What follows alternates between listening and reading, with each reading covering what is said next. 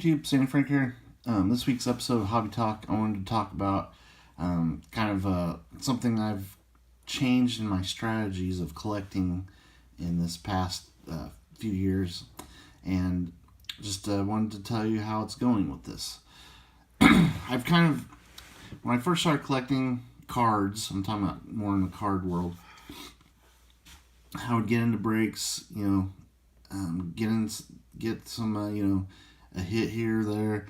I was pretty lucky on getting hits every now and then, and buying boxes of cards and opening them up. I opened tons of stuff up on the channel, and we still open up a ton of stuff on the channel, just not as much as we used to, because back then everything was really cheap.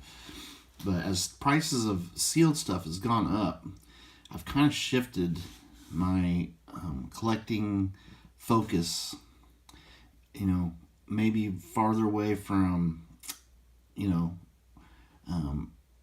hobby boxes, opening hobby boxes and getting, rookies or whatever.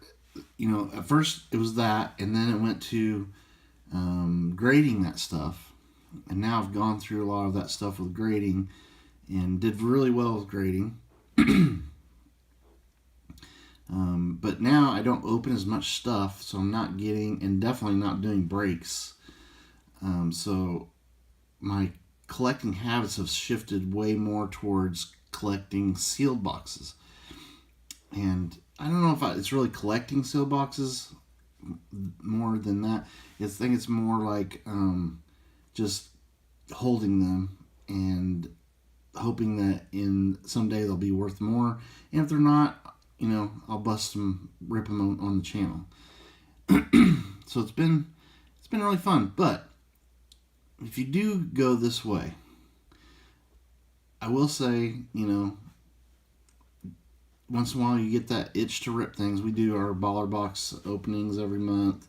Those are fun. We open some packs here and there. But one thing that keeps me from being tempted to opening some of these hobby products is, that the fact that there are retail versions of these, like blaster boxes and stuff. So, and blaster boxes, even though they have gone up quite a bit, are a much cheaper option than the expensive hobby boxes. And you can open a few packs of the retail blasters or whatever, get the fun of ripping stuff, get a few cool cards, and then it helps me keep my sealed stuff sealed. It's like, I'll just keep it sealed and see what happens.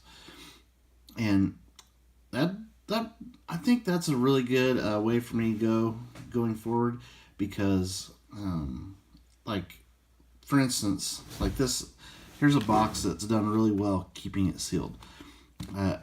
I bought one to open up on the channel,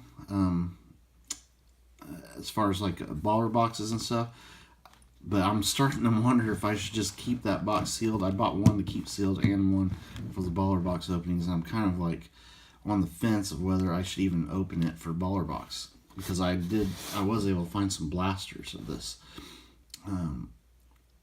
because that box, this 2023 Chrome Platinum, has definitely gone up in price as time has gone on.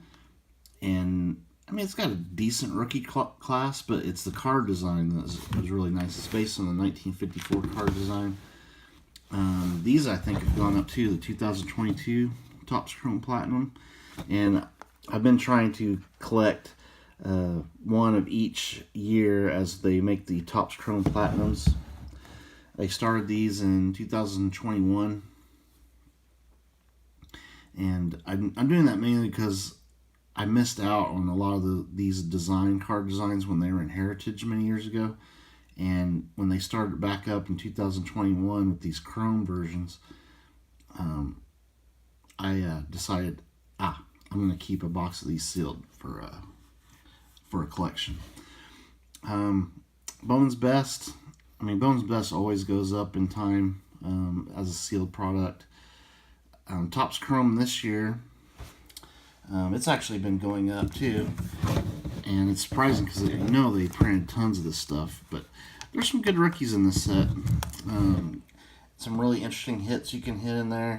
So I think if sets have some really good stuff to chase after, the boxes go up over time. That's in the sports world. Now in the like I've been talking about on the channel how I've been buying sealed Magic the Gathering collector boxes. Now I don't play Magic or collect Magic, so these are really easy for me to keep sealed. I just buy them when they come out, or I find some at a good deal, keep them sealed up. Sets like this, like the Lord of the Rings set, are obviously always going to be really good. People love Lord of the Rings. I love Lord of the Rings. There's some great cards that can be found in these. And this one in particular, you can get serialized cards, stuff like that. Star Wars stuff. You can see some of those back there.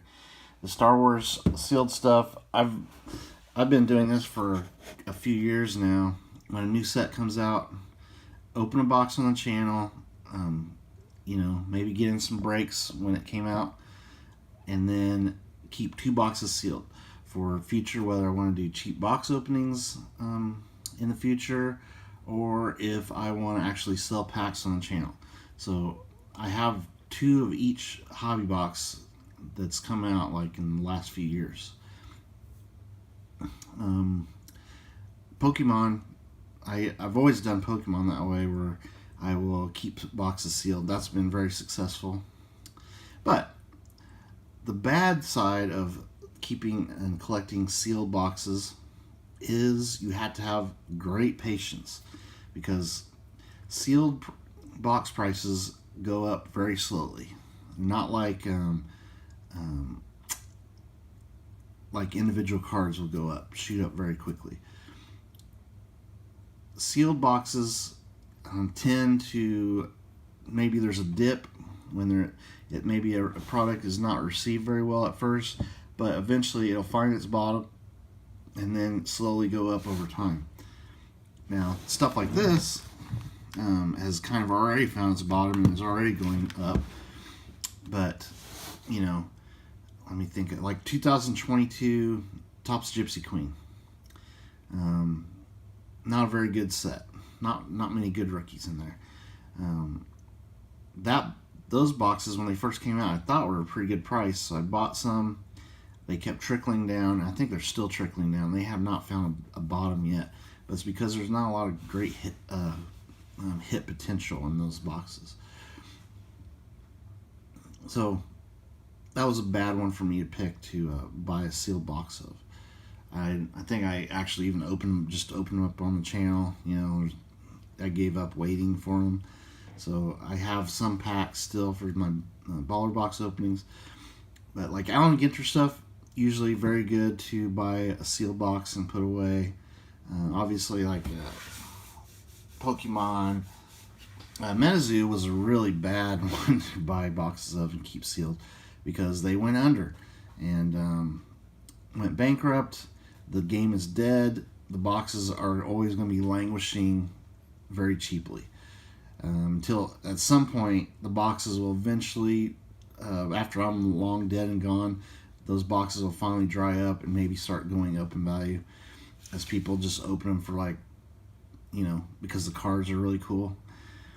But you have to be patient, and sometimes take advantage of spikes, like the Star Wars Unlimited set. I was excited for those to come out, so I ordered some on pre-order, got them, and then the box prices really started spiking up. And even though they said they were going to keep printing it, I went ahead and sold my boxes on the spike and did very well. And I'm still waiting. The prices have been coming back down, but I'm going to wait for the big reprint of it and then buy my boxes back. But, take advantage of spikes. Don't be so locked into a box that you would never let it go. If like the Star Wars box is a prime example. I knew there was going to be more reprints coming eventually, so the time was a good time to sell those when the game's hot and a lot of people are wanting the cards. So I made some quick profits on those, and I'll wait for the boxes to come back down before I buy one for my collection. You know, there's bad ones too, like the Gypsy Queen. You know, I should have just kept them sealed, put them away, and forgot about them, because at some point they will start going up. But I just wanted to open them up on the channel and didn't hit anything great, so that was a bad move. But these boxes, I'm definitely going to be leaving at least one of these sealed, and I did buy a blaster of Topps Chrome, so I'm going to keep this hobby box sealed. These, I haven't decided on my Bones Best, but it's likely going to remain sealed. I have some of those to open up on the channel, so for baller box openings. So what do you guys think? This is Hobby Talk. So do you guys think that keeping sealed stuff is a good idea? Is it a bad idea? One other thing to keep in mind is if a product has redemptions, you know, those redemptions could expire. I mean, they will expire. There's not no could about it. So if your box that you have sealed has a redemption in it, and then someday you want to go open it up later, you're running the risk of having a redemption that's expired as one of your hits. So if you are going to keep stuff sealed, maybe, especially if you're keeping it sealed past like 3 or 4 years, it might be a good idea to just sell it sealed. And, you know, just because your big hit of your box could be like a redemption, and you might as well just take the win, because in 3 or 4 years a box probably has gone up in value from when you bought it. But anyway, I just wanted to share that I've been doing a lot of sealed box buying. They do take up a little more space than just ripping cards, but I mean, I have all my sealed boxes in just like a closet over here, so they're not taking up that much space, not like other collectibles do. But just things to keep in mind. Maybe you guys are doing this. How are you guys doing? Have you bought any boxes in particular that have really gone up in value? I'd love to hear about them. And you know, like ones that are total disasters, like Mezzu, where they've lost almost all their value. There's boxes like that out there, I'm sure, too. Anyway, thank you for watching. Stay tuned for more videos, and later.